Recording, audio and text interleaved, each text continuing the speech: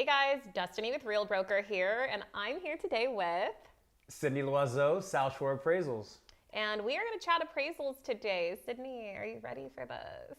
Send any question my way, I'm ready. These are not pre-questioned, I don't know what's gonna happen here, so we're gonna have fun with it. That's perfect, All right. perfect. First question, what is the best framework to go by when you're pulling comps? That's a good question. I would say, of course, location, right, in real estate. Once we figure out location, like right now we're in Mira Mesa, there's probably 10 to 12 different neighborhoods in Mira Mesa, so that's really important. Then I would say the size of the property. So guys, I'm sorry, size matters, okay? So, and the reason why I say size is our guidelines typically keep us within 20% of the square footage of the property. Okay. And then we're gonna go to like amenities and things of that nature. Now, we're in this beautiful, remodeled, renovated home that, you know, your clients have completed. So when I'm dealing with something like this, I really want to compare this house to other homes that either been fully remodeled or renovated. And I think that's really important. Okay, so how far back would you go? Like, I mean, are we looking at 3 to 6 months, or sometimes does it require you to go to longer? Yeah, so we have, our guidelines says up to 6 months, but in a scenario like this, because the market is always moving quickly, I want to stay within 90 days. Typically it takes you to get into contract, 30 to maybe 60 days. So if I'm coming out as the appraiser, then I can still utilize a 3-month-old comp, which is now 5 months to compare it to your property. Okay, that's great. Good to know. All right, Sydney, so what parts of the home should homeowners invest into? Where do they see the most bang for their buck? Yeah, so I mean, we're sitting in one of the spaces now, right? So kitchens are always very important. I would say kitchens, bathrooms. I don't know why people spend a lot of time in bathrooms, but they love that as well. And of course, like flooring. It's like wherever your eyes take your naturally kind of take your attention. So we have beautiful flooring here. Your eyes go up. You have beautiful lighting. Kitchen is decked out. So, and of course, curb appeal, right? Because if someone's just passing through the street and looking at a listing, if the front of the house looks beautiful, looks like it's been completely dialed in, they're gonna wanna see what's inside, right? So if it's overgrown, cut the grass. If it's overgrown, they're probably gonna keep driving by. Okay, so don't start in the backyard, you guys. Yeah. Alrighty, so what are the worst things that a homeowner can invest into that's not gonna see a hard return on investment? This is a tricky question. I would say themselves. And here's what I mean by that. Because homeowners are typically very emotional about their property. And they typically will remodel the home for their liking, not the market's liking. That makes so sense. Like your clients here have done a complete renovation based on the market, what the market wants. Yeah. So the market's gonna respond quickly. Yeah. So when you're a homeowner, typically they're doing it themselves. Oh, I like this and we like that. It's 10 other people that may walk through that door may go, oh, we're gonna tear that out. So if you're dealing with your clients that are looking to put the property on the market and there's like, hey, Destiny, what should we do? You guys should look at the market and say, hey, these are the kind of 4 or 5 things that we should focus on to get the highest return. That is actually really good input.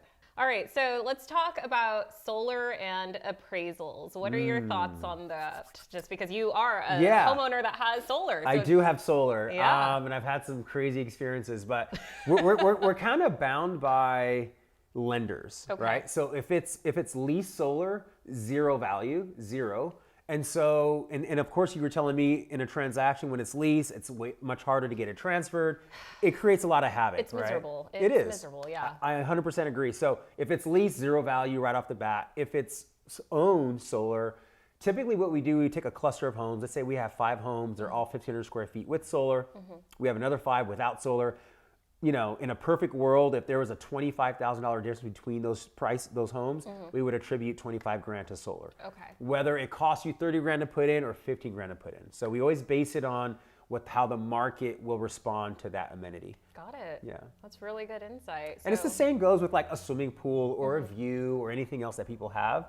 You really want to look at it objectively and not subjectively. So good to know. Yeah.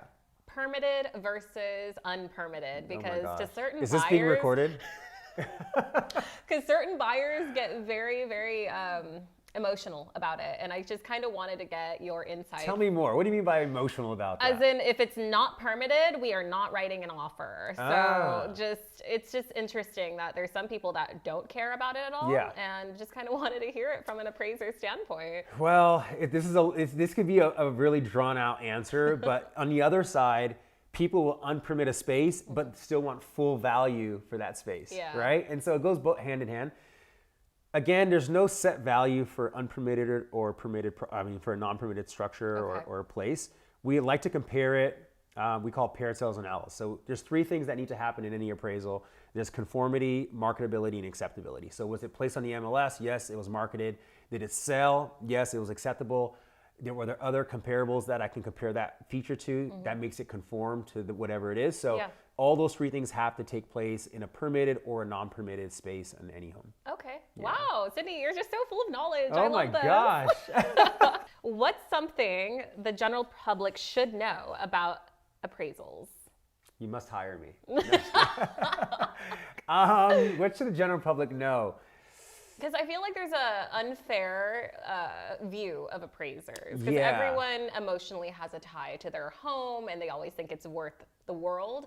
You know, obviously I feel like you're looking at actual data and facts. And sometimes you can't fight data and facts. So well, Destiny, you said it right there. It's the data, right? So we're not making up anything. The numbers are not just coming from my head. We're basing on things that have sold in the market, right? So number one, I don't pay attention to Zillow and all those other media companies. I'm looking at the MLS and going apples to apples. I have a 1,400 square foot home that's been fully remodeled.